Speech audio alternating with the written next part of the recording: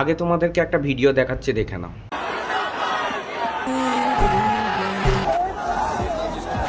নমস্কার বন্ধুরা। আজকে তরুণ সমাজ শুধুই কি আমাদের দেশের ভবিষ্যৎ, নাকি রাজনীতির চক্রে পড়ে যাওয়ার শুধুমাত্র একটা দাবার ঘুঁটি?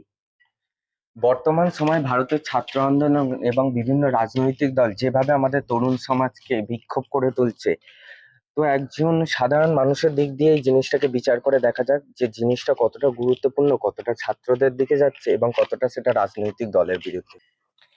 একজন সাধারণ মানুষের দিক থেকে বা একজন ছাত্রের দিক থেকে যদি আমি দেখি, ছাত্ররা নিজেদের অধিকারের জন্য প্রশ্ন তোলা একটা স্বাভাবিক ব্যাপার, গণতান্ত্রিক অধিকার তাদেরটা।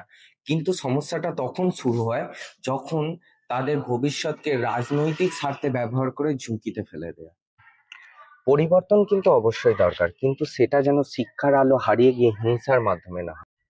কারণ হচ্ছে আমাদের ছাত্র সমাজ যদি সঠিক দিশা পায়, তবেই কিন্তু আমাদের ভারতের ভৌগোলিক এবং সামাজিক দিকটা সব দিক থেকে রক্ষা পাবে। একজন মানুষ হিসাবে, একজন ছাত্র হিসাবে আমার এটুকুই বলার ছিল, কেউ এটাকে পার্সোনালি নেবেন না এবং কেউ এটাকে রাজনৈতিক ভাবে নেবেন না। নিজেরাই একটুখানি বুদ্ধি দিয়ে ভালোভাবে বিচার করে দেখো, উত্তর পেয়ে যাবে।